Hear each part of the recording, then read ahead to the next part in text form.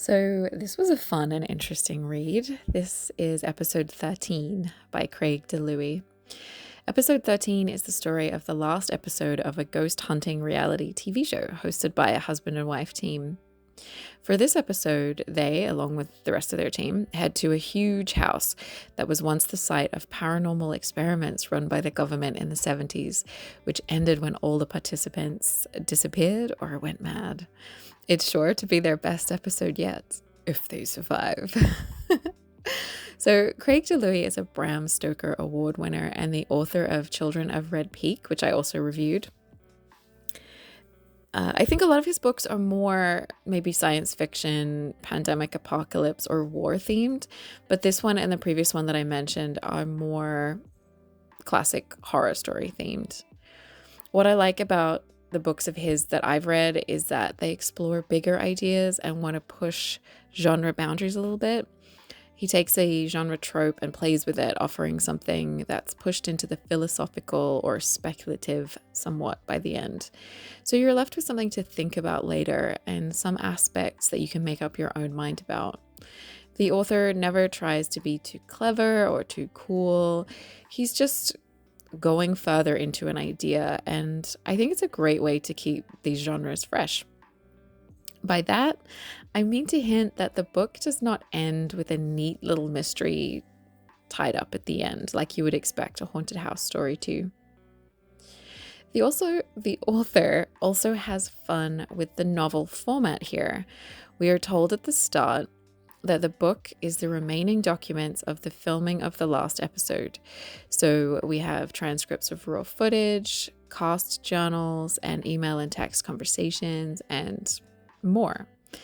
If this was done badly, I would have really cringed over this found footage type novel, but it works. I actually felt like it was really fun, and it meant that the book moved quite quickly as well. And do any of you guys remember when you were in middle grade and books like Goosebumps or I don't know, like Babysitter's Club or Saddle Club, they would sometimes have sections that were written in like a handwriting font or something like that?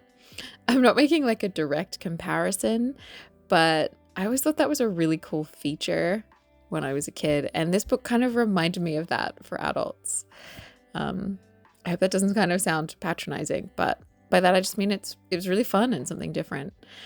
I do have some questions about why members of the crew were stopping to write journal entries while exploring the outer limits of what's in the creepy basement without giving anything away. And the author does his best to explain and normalize this, but with varying success.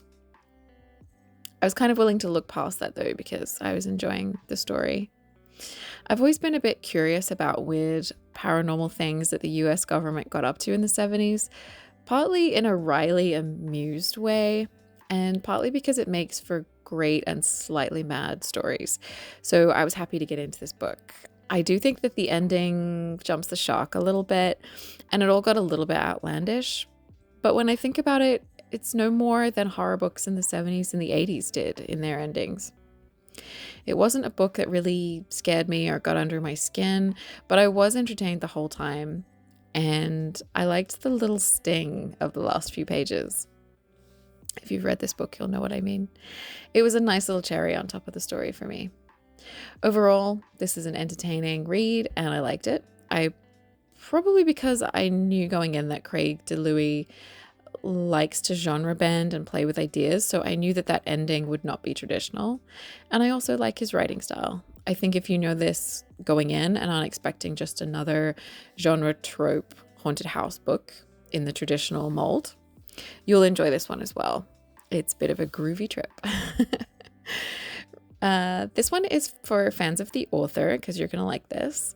And if you like those ghost hunting TV shows, whether you take them seriously or not, any of that kind of 70s paranormal experiment stuff, and spooky books that you can debate with your friends later, this is one to have a read. Thank you, as always, to the publisher for the copy of this book to review and share with you guys. You can check out some of my other videos. I also have another channel and socials, so you can find links below if you want more of that. And if you want to hang out again, remember to like and subscribe. And you can always leave a comment, let me know what you thought, or let me know what else you might want to see. Thank you.